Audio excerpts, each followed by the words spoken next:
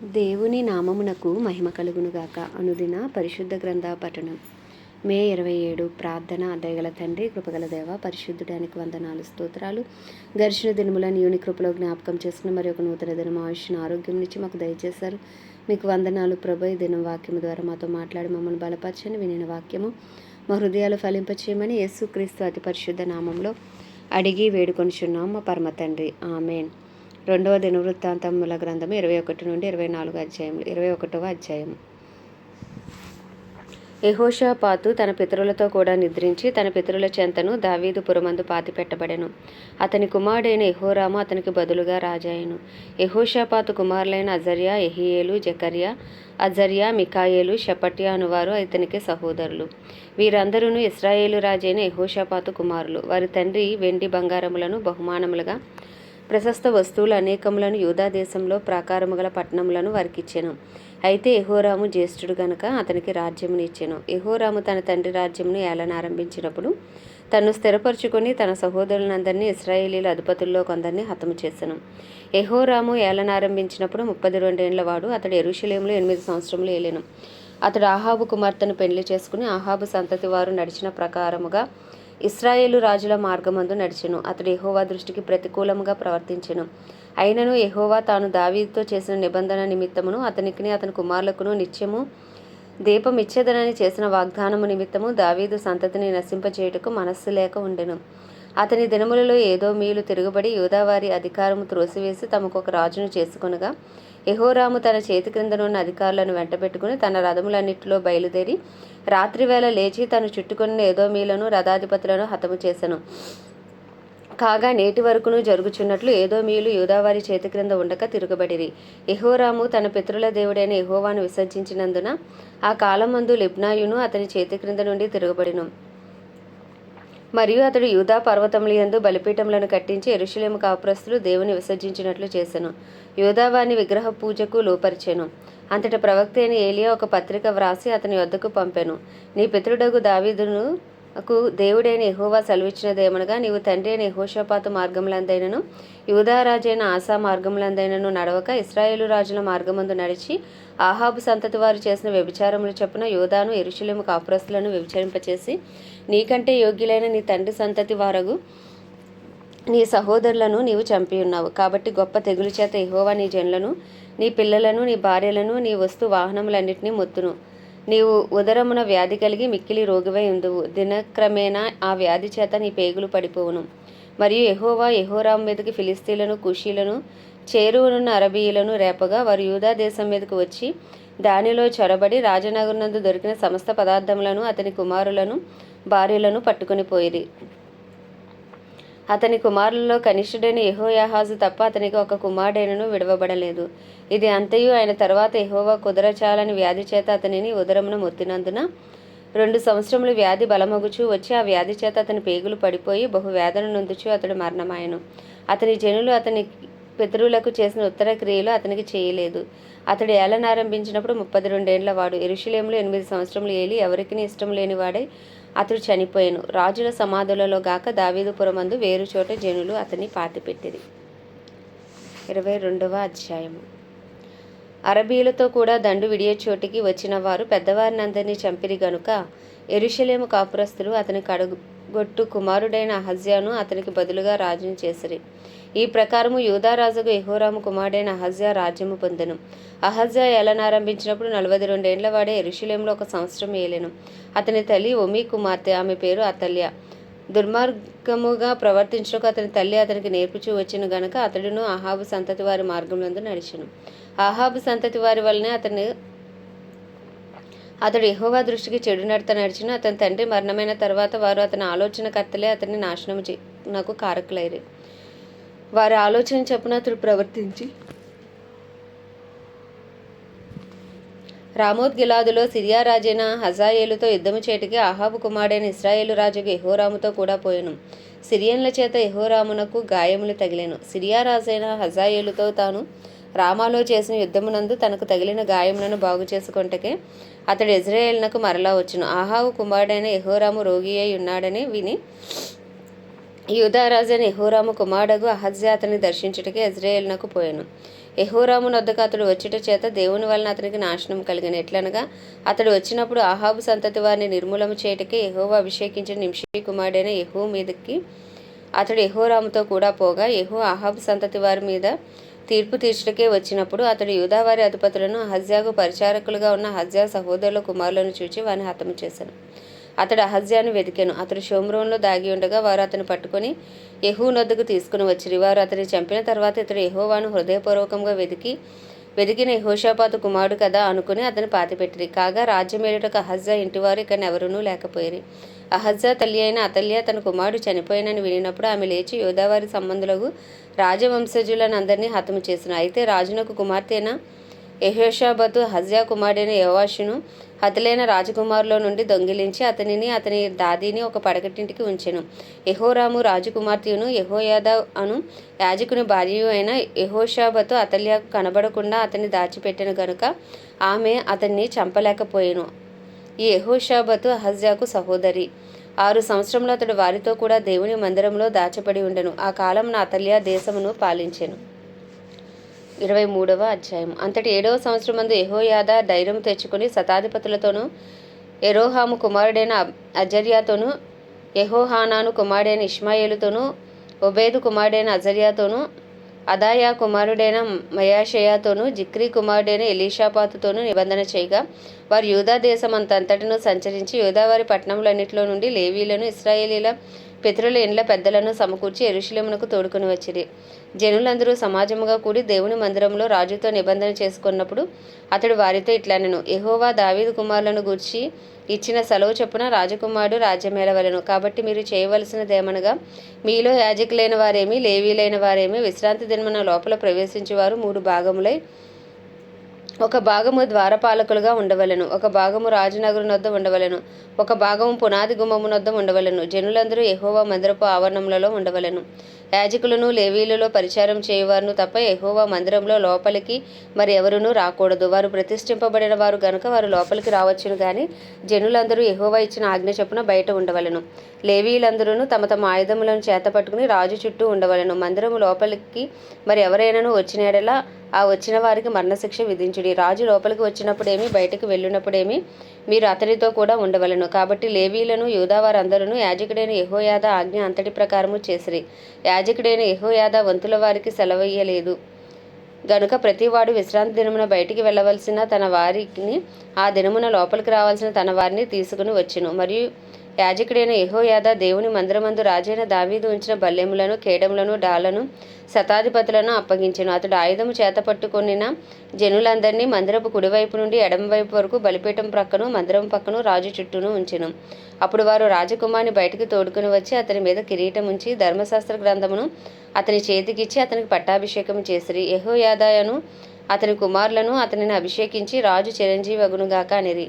పరుగులెత్తుచు రాజును కొనియాడుచు ఉన్న జనులు చేయు ధ్వని అతల్యా విని యెహోవా మందిరమందున్న జనుల ఎద్దుకు వచ్చి ప్రవేశ స్థలము దగ్గరనున్న అతనికి ఏర్పాటైన స్తంభమునొద్ద రాజు నిలవబడి ఉండుటయు అధిపతులను బోరలు ఊదువారును రాజునొద్ద ఉండుటయు దేశపు జనులందరూ సంతోషించుచు బోరలతో నాదములు చేయుచుండుటయును గాయకులను వాద్యములతో స్తుతిపాతలు పాడుచుండుటయు చూచి వస్త్రమును చింపుకొని ద్రోహము ద్రోహమని అరిచెను. అప్పుడు యాజకుడైన యెహోయాదా యెహోవా మందిరంలో ఆమెను చంపవలదు, ఆమెను పంక్తుల అవతలకు వెళ్ళవేసి ఆమె పక్షము పూను వారిని కత్తి చేత చంపుడని సైన్యం మీద ఉన్న శతాధిపతులకు ఆజ్ఞ ఇచ్చెను. కాబట్టి వారు ఆమెకు దారి ఇచ్చి రాజనగరు వద్దనున్న గుర్రపు గుమ్మము యొక్క ప్రవేశ స్థలమునకు ఆమె వచ్చినప్పుడు వారు ఆమెను అక్కడ చంపివేసిరి. అప్పుడు యెహోయాదా జనులందరూ యెహోవా వారే ఉండవలనని జనులందరితోనూ రాజుతోనూ నిబంధన చేశాను. అంతటి జనులందరూ బయలుదేవత యొక్క గుడికి పోయి దాన్ని పడగొట్టి బలిపీఠములను విగ్రహములను తుత్తినీలుగా విరగొట్టి బయలు యాజకుడైన మత్తానును బలిపీఠముల ముందర చంపిరి. మరియు మోషే ఇచ్చిన ధర్మశాస్త్రమందు వ్రాయబడిన దాన్ని బట్టి ఉత్సాహముతోనూ గానముతోనూ యెహోవాకు అర్పింపవలసిన దహన బలులను దావీదు నియమించిన ప్రకారము అర్పించినట్లు లేవీలైన యాజకుల చేతి క్రింద ఉండునట్టు యెహోవా మందిరమందు దావీదు పనులు పంచివేసినట్టునైన యెహోవా మందిరపు కావలి వారికి యెహోయాదా నిర్ణయించెను. యెహోవా మందిరంలోనికి దేని చేతనైనా అంటు తగిలిన వారు ప్రవేశింపకుండానట్లు అతడు ద్వారముల యొద్ద ద్వారపాలకులను ఉంచెను. మరియు అతడు శతాధిపతులను ప్రధానులను జనుల అధికారులను దేశపు జనులందరినీ వెంటబెట్టుకుని యెహోవా మందిరములో నుండి రాజును తోడుకుని వచ్చెను. వారు ఎత్తైన ద్వారము గుండా రాజనగరు చొచ్చి రాజ్యసింహాసనం మీద రాజును ఆసీనునిగా చేయగా దేశ జనులందరూ సంతోషించిరి. వారు అతల్యాను చంపిన తర్వాత పట్టణము నెమ్మదిగా ఉండెను. 24వ అధ్యాయం. యోవాషు ఏలన ఆరంభించినప్పుడు 7 సంవత్సరములు ఈడు గలవాడే యెరూషలేములో 40 ఏండ్లు ఏలెను. అతని తల్లి బెయేర్షెబా కాపురస్తురాలైన జిబ్యా. యాజకుడైన యెహోయాదా బ్రతికిన దినములన్నీయు యోవాషు యెహోవా దృష్టికి యథార్థముగా ప్రవర్తించెను. యెహోయాదా అతనికి 2 భార్యలను పెళ్లి చేసెను. అతడు కుమారులను కుమార్తెలను కనెను. అంతటి యెహోవా మందిరమును బాగు చేయవలనని యోవాషునకు తాత్పర్యము పుట్టెను కనుక అతడు యాజకులను లేవీలను సమకూర్చి, మీరు యూదా పట్టణములకు పోయి మీ దేవుని మందిరము బాగు చేయుటకే ఇశ్రాయేలీయులందరి యొద్ద నుండి ధనమును ఏటాటా సమకూర్చుచు ఈ కార్యమును మీరు త్వరపెట్టవలనని వారికి ఆజ్ఞ ఇచ్చెను. వారు దానిని త్వరగా చేయకపోయినందున రాజు ప్రధాన యాజకుడగు యెహోయాదాను పిలిచి, ఆ దుర్మార్గురాలైన అతల్యా కుమారులు దేవుని మందిరమును పాడు చేసి యెహోవా మందిర సంబంధమైన ప్రతిష్టోపకరణములన్నింటినీ బయలుదేవత పూజకు ఉపయోగించిరి. సాక్ష్యపు గుడారమును బాగు చేయుటకై యూదాలో నుండి యెరూషలేములో నుండి ఇశ్రాయేలీయుల సమాజకుల చేత యెహోవా సేవకుడైన మోషే నిర్ణయించిన కానుకను లేవీలతో నీవెందుకు చెప్పి తెప్పించలేదని అడిగెను. కాబట్టి రాజు ఆజ్ఞ చొప్పున వారు ఒక పెట్టెను చేయించి యెహోవా మందిర ద్వారము బయట ఉంచిరి. మరియు దేవుని సేవకుడైన మోషే అరణ్యమందు ఇశ్రాయేలీయులకు నిర్ణయించిన కానుకను యెహోవా యొద్దకు జనులు తేవలనని యూదాలోను యెరూషలేములోను వారు చాటించిరి. కాగా అధిపతులందరూ జనులందరూ సంతోషముగా కానుకలను తీసుకుని వచ్చి చాలినంత మట్టుకు పెట్టెలో వేసిరి. లేవీలా పెట్టెను రాజు విమర్శించు స్థలమునకు తెచ్చుచూ వచ్చిరి. అందులో ద్రవ్యం విస్తారముగా ఉన్నట్లు కనబడినప్పుడల్లా రాజు యొక్క ప్రధాన మంత్రియు ప్రధాన యాజకుడు నియమించిన పై విచారణకర్తయు వచ్చి పెట్టెలో ఉన్న ద్రవ్యమును తీసి యథాస్థానమందు దానిని ఉంచుచూ వచ్చిరి. వారి చొప్పున పలుమారు చేయుట చేత విస్తారమైన ద్రవ్యము సమకూర్చబడెను. అప్పుడు రాజును యెహోయాదాయును యెహోవా మందిరము పనిచేయువారికి దాన్నిచ్చి యెహోవా మందిరమును బాగు చేయుటకై కాసేవారికి వడ్లవారిని యెహోవా మందిరమును బలపరచుటకు ఇనుప పని ఇత్తడి పని చేయువారిని కూలికి కుదిర్చిరి. ఇలాగున పనివారు పని జరిగించి సంపూర్తి చేసిరి. వారు దేవుని మందిరమును దాని యథాస్థితికి తెచ్చి దాన్ని బలపరిచిరి. అది సిద్ధమైన తర్వాత మిగిలిన ద్రవ్యమును రాజునొద్దకును యెహోయాదా యొద్దకును తీసుకుని రాగా వారు దాని చేత యెహోవా మందిరపు సేవయందు ఉపయోగపడినట్లును దహన బలులను అర్పించుట యందు ఉపయోగపడినట్లును ఉపకరణములను గరిటెలను వెండి బంగారముల ఉపకరణములను చేయించిరి. యెహోయాదా ఉన్న అన్ని దినములు యెహోవా మందిరములో దహన బలులు నిత్యమును అర్పింపబడెను. యెహోయాదా దినములు గడిచిన వృద్ధుడే చనిపోయాను. అతడు చనిపోయినప్పుడు 130 ఏండ్లవాడు. అతడు ఇశ్రాయేలులో దేవుని దృష్టికిని తన ఇంటివారి దృష్టికిని మంచివాడే ప్రవర్తించెను కనుక జనులు దావీదు పట్టణమందు రాజుల దగ్గర అతని పాతిపెట్టిరి. యెహోయాదా చనిపోయిన తర్వాత యూదా అధిపతులు వచ్చి రాజునకు నమస్కరింపగా రాజు వారి మాటకు సమ్మతించెను. జనులు తమ పితరుల దేవుడైన యెహోవా మందిరమును విడిచి దేవతా స్తంభములకును విగ్రహములకును పూజ చేసిరి. వారు చేసిన ఈ అపరాధము నిమిత్తము యూదా వారి మీదకి యెరూషలేము కాపురస్తుల మీదకి కోపం వచ్చెను. తన వైపునకు వారిని బల్లించుటకై యెహోవా వారి యొద్దకు ప్రవక్తలను పంపగా ఆ ప్రవక్తలు వారి మీద సాక్ష్యము పలికిరి గాని వారు చెవియొగ్గక యుండిరి. అప్పుడు దేవుని ఆత్మ యాజకుడకు యెహోయాదా కుమారుడైన జకర్యా మీదకి రాగా అతడు జనుల ఎదుట నిలవబడి, మీరెందుకు యెహోవా ఆజ్ఞలను మీరుచున్నారు? మీరు వర్ధిల్లరు. మీరు యెహోవాను విసర్జించితిరి గనుక ఆయన మిమ్మల్ని విసర్జించి ఉన్నాడని దేవుడు సెలవిచ్చుచున్నాడు అనెను. అందుకు వారు అతని మీద కుట్ర చేసి రాజు మాటను బట్టి యెహోవా మందిరపు ఆవరణము లోపల రాళ్ళు రువ్వి అతని చావగొట్టిరి. ఈ ప్రకారం రాజైన యోవాషు జకర్యా తండ్రి అయిన యెహోయాదా తనకు చేసిన ఉపకారం మరిచిన వాడే అతని కుమారుని చంపించెను. అతడు చనిపోవునప్పుడు యెహోవా దీన్ని దృష్టించి దీనిని విచారణలోకి తెచ్చునుగాక అనెను.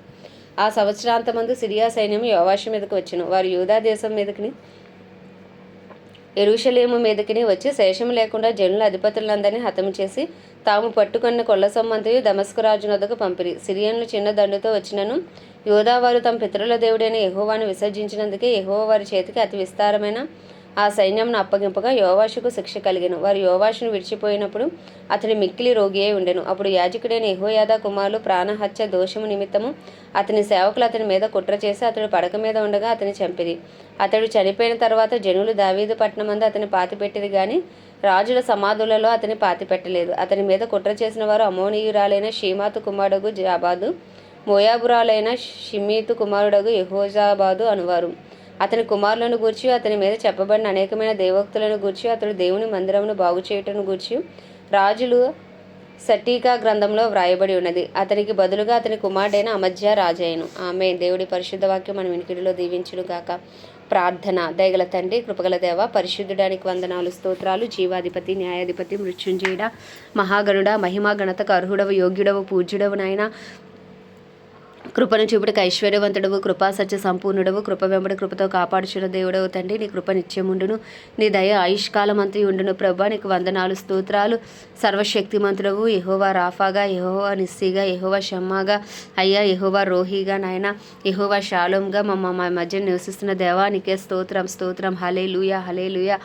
అయ్యా తండ్రి నీకు వందనాలు. మా కొరకు బలి అయిన యేసయ్యా నీకే స్తోత్రం. మీ చిందించిన రక్తమును బట్టి అయ్యా మీ నిష్కలంకమైన నిర్దోషమైన అయ్యా నాయన పాపము లేని నీ రక్తమును బట్టి మిమ్మల్ని స్తుతిస్తున్నాం ప్రభా. నీకు వందనాలు వందనాలు. మా పస్కా అయ్యా బలి పశువుగా నాయన మా పాపములు నాయన అయ్యా మా దోషములు, మా అతిక్రమములు, మా శాపం నీ మీద వేసుకుని ప్రభా నాయన మా కొరకు బలి అయిన యేసయ్యా నీకు వందనాలు స్తోత్రాలు. మా పాప పరిహారార్థ బలిగా, ప్రాయశ్చిత్తార్థ బలిగా, సమాధానార్థ బలిగా మా కొరకు బలి అయిన దేవా నీకే స్తోత్రం స్తోత్రం స్తోత్రం. ఈ ఉదయకాలమున నీ రక్తాన్ని ఆశ్రయిస్తున్నాం ప్రభా. మా అపరాధములు క్షమించి, మా పాపములు క్షమించి, మా తలంపులు, ఆలోచనలు, చేతలు, నడతలు, వినికిడి, మాటలు, చూపులు అయ్యా సమస్తమును దయతో క్షమించండి ప్రభా.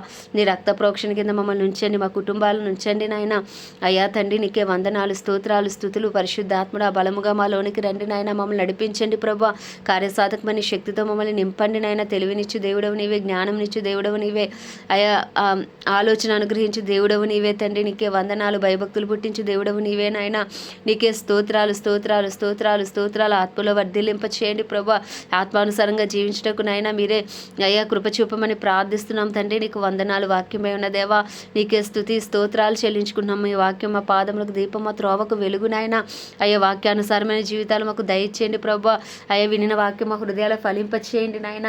అయ్యా నీకే స్తుతులు స్తోత్రాలు చెల్లించుకుంటున్నాం అయ్యా తండ్రి. గొప్ప దేవుడా నాయన. మీరు ఇచ్చిన ఆజ్ఞలు కట్టడలు గైకొనుచు నాయన నీ వాగ్దానాలను సొంతం చేసుకోవడానికి కావాల్సిన బుద్ధి, జ్ఞాన, వివేకములను మాకు అనుగ్రహించమని వేడుకొనిచున్నాం ప్రభా.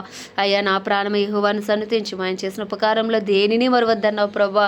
అవును ప్రభా, మీరు మా జీవితాలు ఎన్నో మేలులు చేశారు, ఎన్నో ఉపకారాలు చేశారు తండ్రి. మీరు చేసిన ప్రతి మేలును బట్టి, ఉపకారంను బట్టి అయ్యా మీకే స్థుతులు స్తోత్రాలు చెల్లించుకుంటున్నాం. గొప్ప దేవా గొప్ప దేవా. ఓ రాజుల రాజ్యానికే వందనాలు వందనాలు వందనాలు. మంచి దేవుడానికే వందనాలు వందనాలు. సర్వశక్తి గల దేవానికే స్తోత్రాలు చెల్లించుకుంటున్నాం నాయన. అయ్యా ఉదయకాలంన అయ్యా తండ్రి నాయన మీరు ఇచ్చిన ఆయుష్ను బట్టి, ఆరోగ్యమును బట్టి, మీరు ఇచ్చిన క్షేమస్థితిని బట్టి మరొకసారి మిమ్మల్ని స్తుతిస్తున్నాం తండ్రి. నీకు వందనాలయ్యా. మేము ఏమయ్యమన్నామో నీ దయ వలనే, నీ కృప వలనే, నీ కనికరం వలనే, నీ ప్రేమ వలనే తండ్రి. అయ్యా తండ్రి నాయన నీకే స్తుతులు స్తోత్రాలు ప్రభుగా. చివరిగా నీ కృపాసని వద్దకు వచ్చినాం. నీ కృప కొరకు వేడుకుంటున్నాం ప్రభా. మాపై, మా వ్యక్తిగత జీవితాలపై, మా కుటుంబ జీవితాలపై, మా పరిస్థితులపై, మా నాయన మా రాకపోకలపై ప్రభా నాయన, మా చేతి పనులపై నాయన, ఉద్యోగాల్లో అయ్యా నీ కృప కలుగును గాక, నీ కృప కలుగును గాక, నీ కృప కలుగును గాక. ఓ నిశ్చయంగా నీ కనికరం దిగి వచ్చును గాక, నీ దయ దిగి వచ్చును గాక. అయ్యా నీ సన్నిధి కాంతి మా మీద ప్రకాశించబడును గాక, నీ ముఖ కాంతి మా మీద ప్రకాశించబడును గాక. మా కుటుంబాల్లో రక్షణ లేని వారికి అయ్యా రక్షణార్థమైన నీ కృప దిగి వచ్చును గాక అని ప్రార్థిస్తున్నాం తండ్రి. అయ్యా తండ్రి నాయన నీకే స్తుతులు స్తోత్రాలు చెల్లించుకుంటున్నాం. కుటుంబాలుగా నీ సన్నిధిలో ఉండే గొప్ప భాగ్యము దయచేయండి ప్రభు. మా కుటుంబాలన్నింటినీ మీ హస్తాలకు అప్పచెప్పుకున్నాం. మా బంధువులు, మా స్నేహితులు, మా ఇరుగు పొరుగు, మా పట్టణాన్ని మీ హస్తాలకు అప్పచెప్పుకుంటున్నాం ప్రభా నాయన. అయ్యా దైవజనురాలు, సేవకురాలు అందరినీ మీ హస్తాలకు అప్పచెప్పుకున్నాను. ఈ పరిచయంలో అయ్యా తండ్రి నాయన ముందుకు కొనసాగుతున్న ప్రతి బిడ్డని మీరు అభిషేకించండి, వాడుకోండి నాయన. అయ్యా వారి అవసరతలన్నీ మహిమస్సును తీర్చండి ప్రభా. అయ్యా క్రైస్తవులందరినీ రూపాంతరపరచండి, రూపులోకి మార్చుకోండి, డినామినేషన్స్ భేదం తొలగించండి ప్రభా.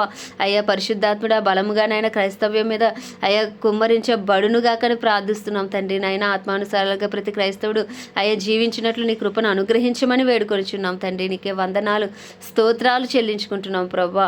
అయ్యా తండ్రి నాయన ప్రపంచ దేశంలో అన్నిటి కొరకు వారిని పరిపాలిస్తున్న రాజులు, నాయకులు, వారి కింద పనిచేస్తున్న అధికారుల కొరకు ప్రార్థిస్తున్నాం తండ్రి. నీ చిత్తానుసారమైన పరిపాలన వారి ద్వారా యేసు నామంలో జరుగును గాక. నీ చిత్తమే జరుగును గాక, నీ చిత్తమే జరుగును గాక. అయ్యా అయ్యా తండ్రి ప్రపంచ దేశాల్లో ఉజ్జీవము రగులు కొనును గాక అని ప్రార్థిస్తుంది. ఇజ్రాయెల్ దేశాన్ని జ్ఞాపకం చేసుకుని ఇజ్రాయెల్ సరిహద్దులో సమాధానం నుంచి ఇజ్రాయెల్ ప్రజలకు క్షేమము దయచేయండి. ఇంకా సువాతంత్ర గ్రామాలు, ప్రాంతాలు, పట్టణాలు పట్టబడినట్లు నిశ్చయముగా కృప కలుగును గాక, కృప కలుగును గాక, కృప కలుగును గాక అని ప్రార్థిస్తున్నాం. అయ్యా ప్రత్యేకించి భారతదేశాన్ని జ్ఞాపకం చేసుకోండి. 150 కోట్ల భారతదేశ ప్రజల మనోనేత్రాలు తెరవండి అయ్యా, హృదయాలు తెరవండి అయ్యా. రాతి గుండెలు తీసి మాంసపు గుండెలు పెట్టండి ప్రభా. కడవరి వర్షమేమి దిగిరండి నాయన, కడవరి ఉజ్జీవాన్ని రగిలించండి ప్రభా. అయ్యా మా దేశాన్ని శారీరకంగా, మానసికంగా, ఆధ్యాత్మికంగా, ఆర్థికంగా, రాజకీయ పరంగా, సాంఘిక పరంగా అయ్యా అన్ని రంగాల్లో స్వస్థత దయచేయండి నాయన. సూసైడ్ స్పిరిట్స్, యాక్సిడెంట్ స్పిరిట్స్ యేసు నామంలో లయపరచబడును గాక. మా దేశానికి ఏలుబడి శక్తి లయమైపోవును గాక అని ప్రార్థిస్తున్నాం. అయ్యా మా దేశానికి విడుదల కలుగును గాక, రక్షణ కలుగునుగాక. అయ్యా నిశ్చయంగా అయ్యా ఒక బలమైన ఉద్యమము నాయన, అయ్యా కడవరి వర్షము నిశ్చయంగా మా దేశంపై కురియునుగాక నాయన. మా దేశంలో గొప్ప ఉద్యమము రగులు కొనుగాక అని ప్రార్థిస్తూ ఉదయకాలం మా దేశాన్ని మీ హస్తాలకు అప్పచెప్పుకుంటూ మా దేశ ప్రధాని గారిని, అయ్యా ప్రెసిడెంట్ గారిని, చీఫ్ మినిస్టర్స్, గవర్నర్లు, ఎమ్మెల్యేలు, ఎంపీలను, అయ్యా వారి కింద పనిచేసిన డిపార్ట్మెంట్స్ని, ఇండియన్ ఆర్మీ, నేవీ, ఎయిర్ ఫోర్స్లను, అయ్యా సమస్తమును మీ హస్తాలకు అప్పచెప్పుకుంటూ నీ చిత్తానుసారంగా ప్రతి ఒక్కటిని నడిపించమని వేడుకుంటూ వారందరికీ గొప్ప రక్షణ దయచేయమని వేడుకుంటూ ఈ చిన్ని ప్రార్థన మన ఉదయకాలం నీ పాద సన్నిధికి చేర్చుకోమని యేసుక్రీస్తు అతి పరిశుద్ధ నామంలో అడిగి వేడుకొనిచున్నాము మా పరమ తండ్రి. ఆమేన్. పరలోకమందున మా తండ్రి, నీ నామం పరిశుద్ధపరచబడును గాక, నీ రాజ్యము వచ్చును గాక, నీ చిత్తము పరలోకంలో నెరవేర్చబడుచున్నట్లు భూమి యందును నెరవేర్చబడును గాక. మా దినాహారం నేడు మాకు దయచేయం. మా ఎలా చేసిన వారిని మేము క్షమించిన ప్రకారం మా అపరాధములు క్షమించు, మమ్మల్ని శోధనలోకి తేక దుష్టుని బారి నుండి తప్పించము. ఎందుకంటే రాజ్యము, బలము, శక్తి, మహిమయు నీవే ఉన్నది. ఆమేన్. ప్రభు యేసు రక్తమే జయం, ప్రభు యేసు వాక్యమే విజయం, ప్రభు యేసు నామములో సంపూర్ణ విజయము కలుగును గాక. ఆమేన్, ఆమేన్, ఆమేన్.